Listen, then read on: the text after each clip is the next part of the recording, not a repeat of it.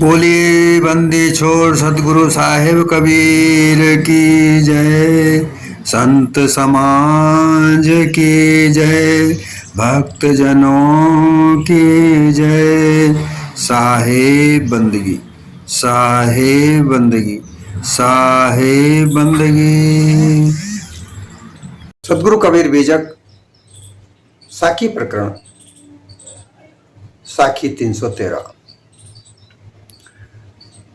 तकत तकावत तक रहा, सके न बेजा मार, सबे तीर खाली परा, चला कमा नहीं डार।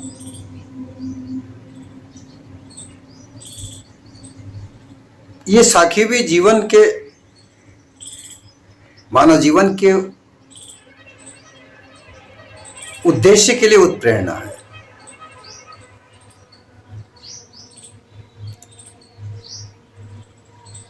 ये बड़ी विडंबना रही है कि भारत में सदगुरु कबीर जैसे लोगों को केवल एक भक्त के रूप में प्रस्तुत किया गया।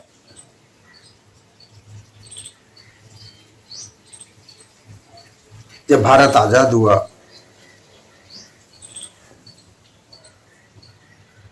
और यहाँ के साहित्य को संकलित करने का और उन पर राय देने का जब काम आया तो वो ब्राह्मणों के हाथ में गई।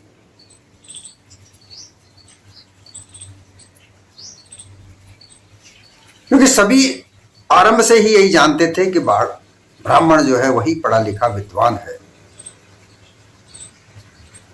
परंतु ये भी सत्य है कि ब्राह्मण कभी विद्वान नहीं रहा। वो तो चालाक, छल कपट, पाखंडपूर्ण अपने जीवन में भरे रहा। उसने सच्चाई तो कभी कही नहीं।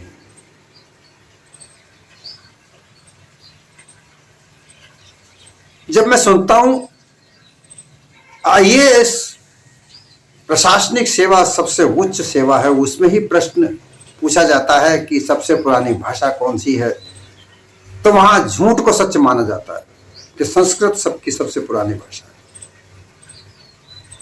उस झूठ को सच मानने के आधार पर जो तथ्य है वो ब्राह्मणवादी सोच है।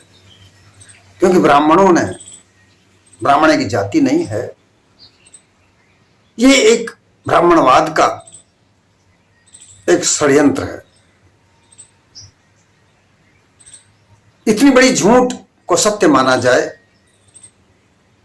ये कितनी बड़ी विडंबना है। जबकि सब इतिहास, जब भाषाओं का इतिहास जब हम पढ़ते हैं, देखते हैं, पाली प्राकृत से संस्कृत भाषा का निर्माण हुआ है।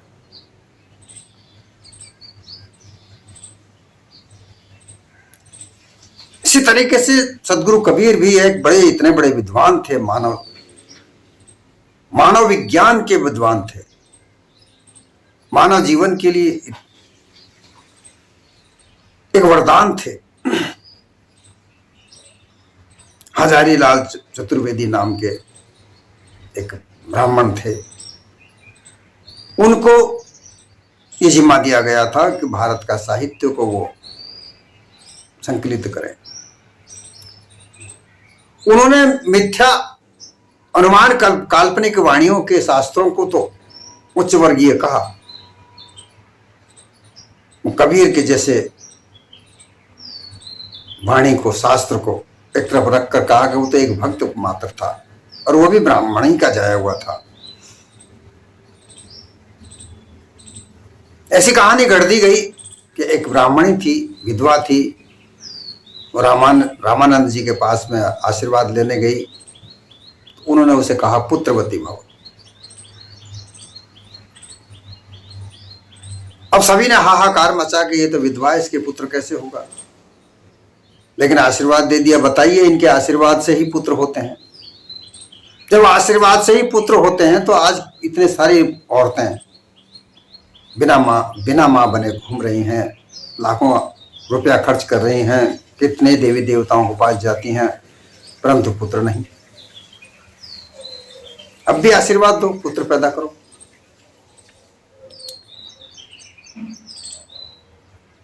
अगर वो ब्राह्मणी कबीर साहब की मां थी। विश्व प्रसिद्ध होने के बाद में तो कबीर साहब के समक्ष आती, क्योंकि कैसी भी मां हो, जब उसका पुत्र विश्वविख्यात हो जाए तो कैसी भी परिस्थिति हो, वो उसके समक्ष आकर कहती है कि मैं तेरी मां हूं। लेकिन कोई सामने नहीं आया। यह बात अवश्य है कि माता पिता से तो उनका जन्म हुआ होगा, क्या परिस्थिति रही होगी उनकी मां को त्यागने की। यह कदापि नहीं कहा जा सकता कि वो ब्राह्मणी के पुत्र थे अवश्य किसी मानव जाति के ही पुत्र। परंतु इनके पास में हजारीलाल द्विवेदी, चतुर्वेदी जैसे लोग, जहां ब्राह्मणवादी बैठा हो,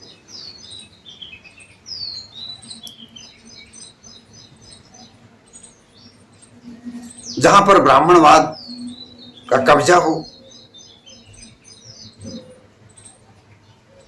वहां पर तो वो ब्राह्मणवादी बातें सोच ही उजागर होंगी। साहित्य को जो बात बताया, जो भी शास्त्र उन्होंने प्रमाणित किए हैं,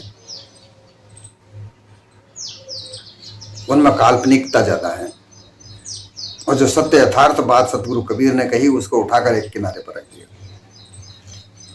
परंतु जो सत्य यथार्थ होती है वो कभी ना कभी तो उजागर होती है। बाहर के लोग यहां आने लगे, वहां के पत्रकारों ने जब कबीर को देखा, क्योंकि उन्होंने सभी की समीक्षा की, जब उन्होंने कबीर के साहित्य को पढ़ा, उन्हें बड़ा आश्चर्य हुआ कि इतना बड़ा विद्वान, मानव जीवन के लिए इतना सब कुछ कहने वाला, ये एक कोने में कैसे पड़ा हुआ है। और कबीर साहब के कहे हुए वाक्य बाहर विदेशों में गूंजने लगे, वहां के अखबार रंगने लगे। तब जाकर कहीं भारत में चिंता हुई, अरे तो कबीर हमारा है और ये भारत विदेश में विश्व विख्यात हो जाएगा। तो फिर इन्होंने आनंद फानंद में कबीर साहब के लिए लिखना आरंभ किया, रामानंद का शिष्य बनाया। ये कैसे संभव हो सकता है? सतगुरु कबीर रामानंद के समय, जब रामानंद की देह छूटी, उस समय मुश्किल से 6 साल के होंगे।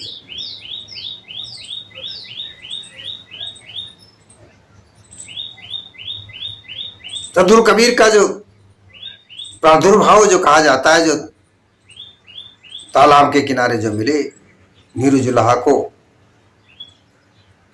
1399 ईस्वी, और उसके 6 वर्ष पूर्व ही, उसके 6 वर्ष बाद में रामानंद देह छोड़ चुके थे।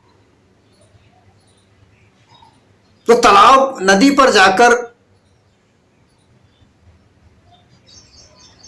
घाट पर जाकर सो जाना, रामानंद अपनी गुफा से निकलकर गंगा के किसी घाट पर नहाने जाया करते थे 4 बजे। ये भी एक कहानी घड़ी गई। आज तो फिर जहां रामानंद जी का आश्रम है, वहां से गंगा 5-6 किलोमीटर दूर है। उस समय तो जंगल हुआ करता था, आज तो नगर बस गया। इतना छोटा सा बालक इतने जंगल को पार करके नहीं जा सकता। लेकिन इनको तो ब्राह्मणवाद से जोड़ना है ना, जो विद्वान हो जाते हैं उनको ब्राह्मणवाद से जोड़ते हैं।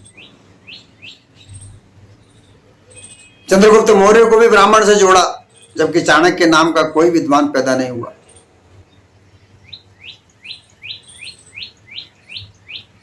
तो ये एक विडंबना भरी बात है। सतगुरु कबीर ने मानव जीवन के लिए बहुत सी बातें कही, और मानव जीवन में काम आने वाली बातें कही। अनुमान कल्पना की बात नहीं कही कि ये पूजा कर लो, वो पाठ कर लो, वो मंत्र जाप कर लो, उससे तुम्हारा कल्याण हो जाएगा। इससे कभी किसी का कोई ना तो कल्याण हुआ है, ना होगा। कल्याण होगा तो मानव जीवन को अपने अच्छे विचारों पर चलाने पर होगा, और वही बात सिद्ध है। और यही बात समझाने के लिए सदगुरु कबीर ने अलग अलग तरीके से जो जो भी संसार में देखा उसके आधार पर एक उपदेश दिया, एक संदेश दिया। यहां भी वही संदेश की बात की जा रही है जो मानव जीवन के लिए, मानव के लक्ष्य के लिए बहुत लाभदायक है। और यह हर स्तर की बात है, विद्यार्थी हो, व्यापारी हो, संत हो, भक्त हो, गृहस्थी हो, त्यागी वैरागी हो, कोई निर्णयकार हो, जज हो, न्यायाधीश हो, सैनिक हो, प्रशासनिक हो, हर जगह पर यह बात सिद्ध होती है कि बिना लक्ष्य के कोई सा भी रास्ता नहीं मिल पाता। यहां यह कहा जा रहा है कि तकत तकावत तक ही रहा, सके न बेजामार। तकत किसी को गौर से देखना, तकावत बार बार देखना, तकी रहा आदत पड़ गई किसी एक चीज को देखने की।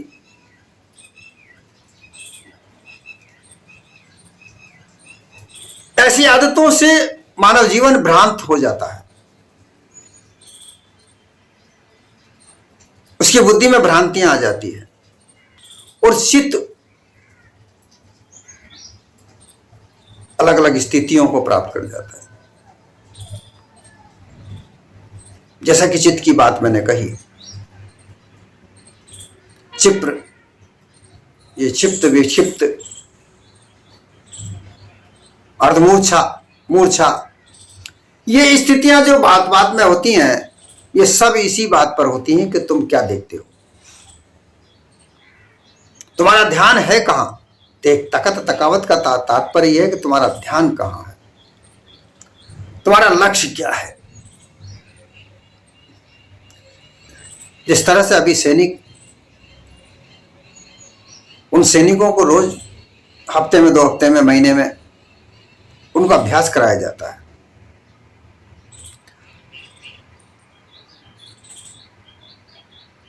जो राइफल चलाने के लिए जो बंदूकें, जो उनके पास जो भी चीजें हैं, रिवॉल्वर है, LMG हैं, कई तरह के शास्त्र हैं गोलियां चलाने के, उन शास्त्रों से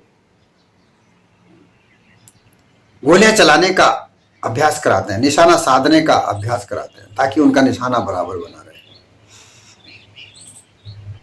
निशाना साधने के लिए बंदूक की गोली हो या तीर की कमान हो, निशाना साधने के लिए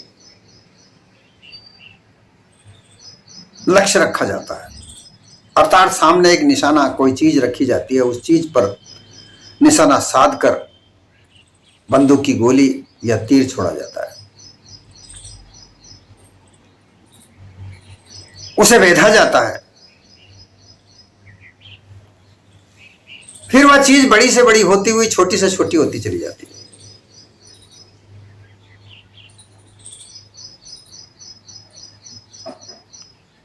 और ये जब कब संभव होता है कि तब ध्यान एकाग्र हो जाए,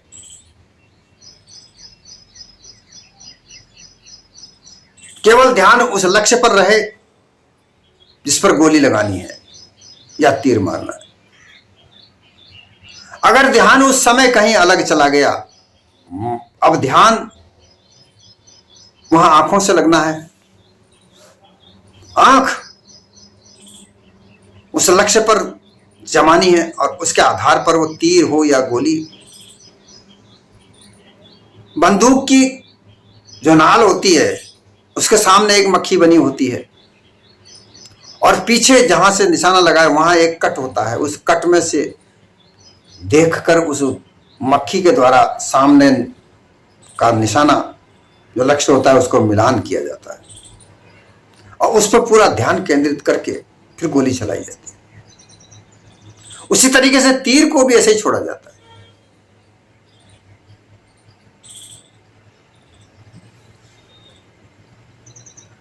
यहां पर अर्जुन के साथ की जो कथा बताई गई है, चाहे वो तो काल्पनिक है, और काल्पनिक कथाएं ही जीवन के उद्देश्य को सही करती हैं। ज्यादातर कथाएं काल्पनिक हुआ करती हैं, उन काल्पनिक कथाओं में जीवन का रहस्य छुपा होता है। तो अर्जुन की जो कथा है उसमें भी यही बात है कि द्रोणाचार्य जब अपने शिष्यों की परीक्षा लेते हैं तो इस चिड़िया की आंखों को भेदने की कहते हैं। सभी लोगों से निशाना लगाने की बात कहते हैं, फिर पूछते हैं तुम्हें क्या दिख रहा है। सब लोग कहते हैं कि चिड़िया दिख रही है, वो कहते हैं मत मारो तीर, छोड़ दो। अर्जुन एक ऐसा व्यक्ति होता है, वो कहता है कि मुझे केवल आंख दिख रही है, उनके छोड़ दो तीर, तो आंख में तीर लगा होता है। अब इस बात से यह पता चलता है कि तकत तकावत तकत तक ही रहा।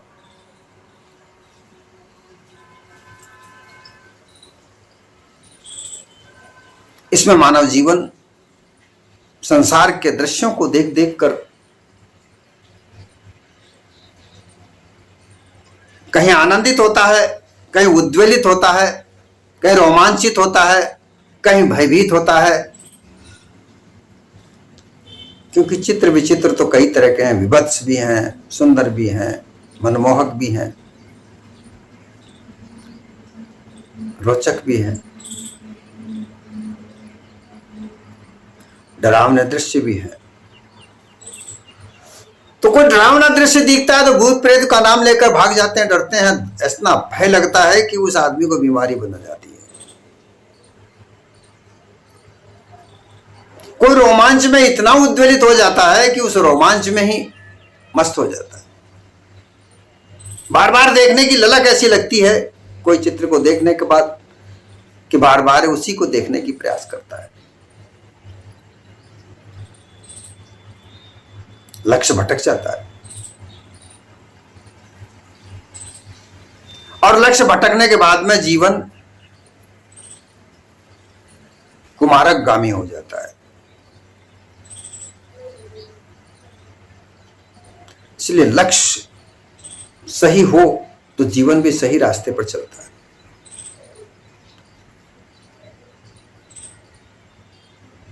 अगर चित्त भंग हो जाए, चित्त सही नहीं हो, स्थिरता नहीं आए, तो विद्यार्थी विद्या को अच्छी तरह से ग्रहण नहीं कर पाएगा। विद्यार्थियों को इसलिए मना किया जाता है कि ज्यादा वीडियो मत देखो, ज्यादा गाने मत सुनो, क्योंकि वो उनके चित्र जो वो वीडियो देखते हैं नाच गाने के, आजकल शॉर्ट वीडियो बहुत देखने की आदत होती है। मैं कहता हूं कि कई लड़के ऐसे लड़कियों को मैं देखता हूं घंटों वो शॉर्ट वीडियो देखने में अपना जीवन व्यतीत कर देते हैं। जब उनको कहा जाता है कि तुम्हारा होमवर्क करो या पढ़ो, तो वो नहीं पढ़ते। कार्टून वीडियो ही सही, लेकिन उनका देखने का भी एक समय होता है। माता पिता अपने बच्चों को वीडियो देखकर बड़े खुश होते हैं, छोड़ देते हैं, हाँ अपना काम कर रहा है, परेशान नहीं कर रहा है। लेकिन वो ये नहीं जानते कि ये आदत इसकी पड़ गई तो ये इन्हीं के लिए सिर दर्द बनेगा, और उसे छोड़ देते हैं, संभालते नहीं। संभालना चाहिए, क्योंकि वही चित्र उसके दिमाग में चित्त पर जम जाते हैं। चिदाभास जिसे हम कहते हैं, आंखों के द्वारा चित्र जमते हैं, कानों के द्वारा शब्द जमते हैं, चमड़ी के द्वारा स्पर्श जमता है, और यह सब अध्यास जमता है, चिदाभास कहलाता है। और इसी चिदाभास से मान्यताएं बनती हैं। जब बालक पढ़ता है, शिक्षा ग्रहण करता है, तो वो चित्र जो देखता है वीडियो के, वो उसके समक्ष घूमते रहते हैं, और पढ़ाई होती है, वो जो पढ़ाया जाता है, टीचर जो पढ़ाता है, वो उसके सिर पर से निकलते रहते हैं, लेकिन उसके मस्तिष्क में वो चित्र घूमते रहते हैं। वो शिक्षा उसके दिमाग में नहीं बैठ पाती।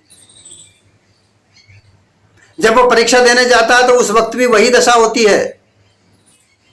वो वीडियो के चित्र उसके दिमाग में घूमते रहते हैं, क्योंकि उसका अभ्यास बना हुआ है, और वो वहां पर परीक्षा के पेपर को सही तरह से नहीं दे पाता। आप देखते होंगे कई लड़के ऐसे होते हैं जो बिना ट्यूशन तो एक बीमारी लग गई है, अन्यथा तो बालक बिना ट्यूशन के जो स्कूल में टीचर पढ़ाता है उसी का आधार पर अगर सही तरीके से सुने, उस अध्यापक की बातें पूरी तरह से सुने, सीखे, तो उसे ट्यूशन की आवश्यकता नहीं पड़ती।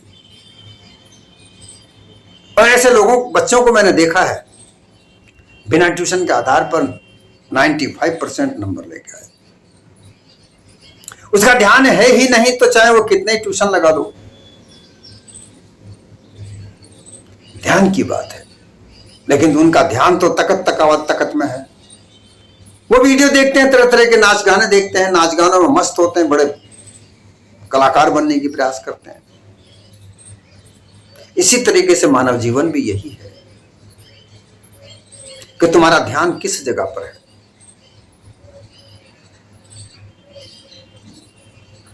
तुम अपने व्यापार को कितने मनोवेग से करते हो,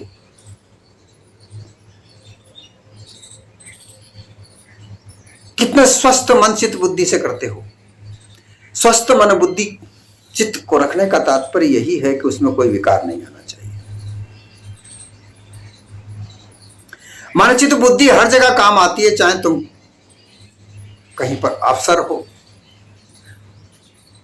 बहुत बड़े अफसर हो, छोटे अफसर हो, सैनिक हो, प्रशासनिक हो, सामाजिक स्तर के कोई तुम मान्य व्यक्ति हो, आध्यात्मिक पर राह पर चलने वाले कोई महंत हो, संत हो, आचार्य हो, तुम्हारा मन चित्त बुद्धि अविकृत होनी चाहिए। और यह अविकृतता कब आएगी कि तुम्हारा लक्ष्य, जो तुम्हारा कार्य है, उस पर रहे।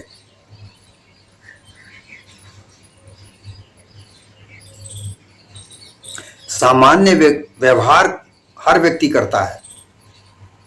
एक चोर चोरी करता है ना, वो हर जगह ये नहीं कहता कि मैं चोरी करूंगा, ऐसा चिल्लाता नहीं है। वो संसार में बड़ा भोला भाला बनकर घूमता है, हर आदमी से मिलजुल कर रहता है। रॉबिन हुड की एक कहानी बड़ी प्रसिद्ध है कि वो चोर ऐसा होता था कि चोरी भी करता था और गरीब लोगों की मदद भी करता था।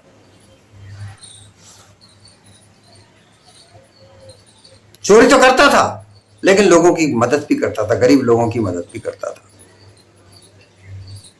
तो आज उसकी प्रसिद्ध कहानी है।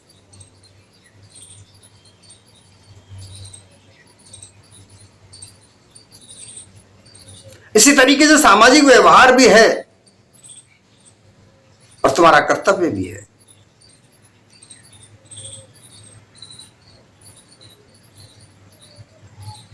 अब यह कर्तव्य तुम्हारे गुरु भक्ति में भी हो सकता है, तुम्हारे व्यापार में भी हो सकता है, जहां तुम नौकरी चाकरी करते हो वहां भी हो सकता है, तुम्हारी जिम्मेदारियों पर भी हो सकता है।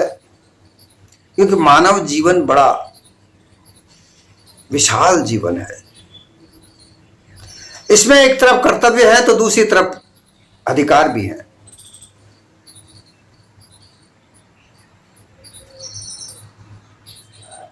जहां तुम अपने कर्तव्य को निभाना चाहते हो वहीं पर तुम्हें अधिकार भी मिलते हैं। इन दोनों में से किसी एक की कमी तुम्हें परेशान कर देगी। अगर तुम केवल अधिकार लेना चाहते हो तो यह भी नामुमकिन हो जाएगा। अपने कर्तव्य को भी निभाओ। कोई चोर चोरी करके जा रहा है, मार धाड़ मच रही है, आप देख रहे हो, तो तुम्हें यह चाहिए, तुम्हारा कर्तव्य बनता है कि तुम पुलिस की मदद करो। जो तुमने देखा भाला उसको बताओ। आज अत्याचार बढ़ रहा है, इसलिए बढ़ रहा है कि हम अत्याचार को सहन करते हैं, देखते हैं, चुप रहते हैं, बताते नहीं।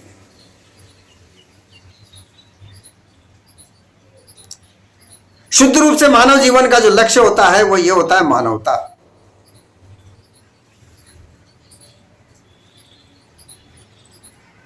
अब मानवता के लिए मानव गुणों को धारण करना होता है। जब मानवता प्राप्त होती है, मानवता का लक्ष्य है मानव गुण, पशुता का लक्ष्य है पशुता के गुण। अब तुम क्या धारण करना चाहते हो?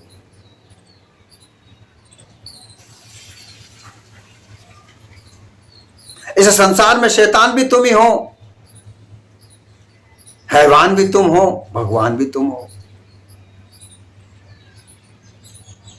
अब इनमें से तुम्हारा कौन सा लक्ष्य है? तुम हैवान बनना चाहते हो, शैतान बनना चाहते हो, या भगवान बनना चाहते हो? अद्विचल रहने से किसी प्रकार का कोई लक्ष्य प्राप्त नहीं होता। मैं भगवान कैसे हो सकता हूं? ये बहुत अच्छी बात है कि तुम अपने आप को भगवान नहीं मानते, लेकिन ऐसा कार्य तो करते हो, क्योंकि ये भगवान किसी और को मानने वाला जो कॉन्सेप्ट है, जो ये आधार है,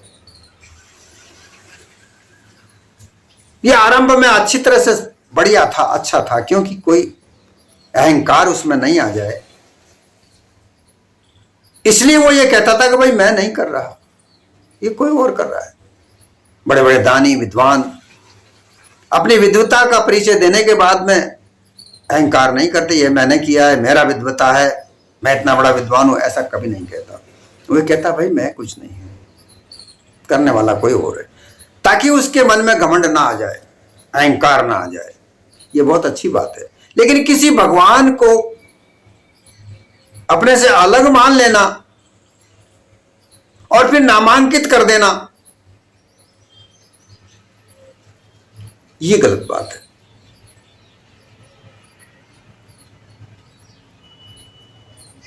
और यहीं पर ये मानव का जीवन उथल पुथल से भर गया, दुर्मतियों से भर गया, असमंजसता में फंस गया, शंकाओं में गिर गया, क्योंकि मानव अपना लक्ष्य भूल गया।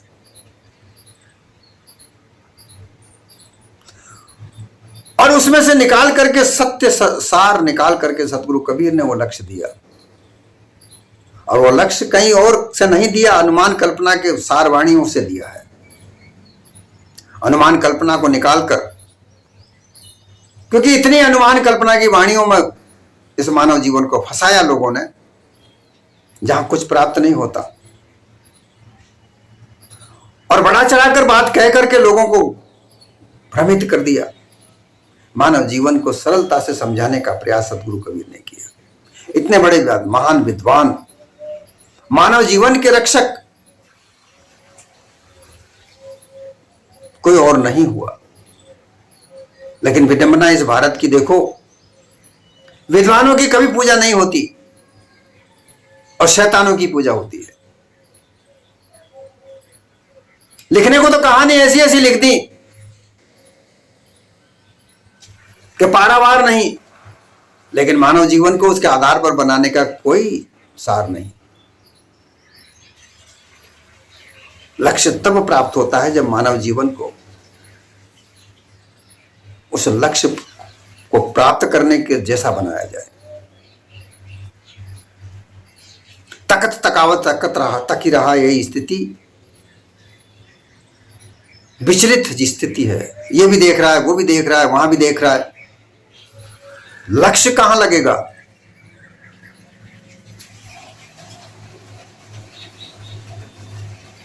चला कमा नहीं डार, कमान से तीर छोड़ा जाता है, तीर छोड़ने का साधन है कमान। मानव जीवन को मोक्ष प्राप्त करने का लक्ष्य ये मानव देह है। इस मानव देह को मोक्ष के लक्ष्य पर चलाने के लिए वैसा होना पड़ेगा, त्याग वैराग धारण करना पड़ेगा, सार शब्दों पर चलना पड़ेगा, अन्यथा एक दिन ऐसा आ जाएगा जो इस देह को छोड़कर जाना पड़ेगा।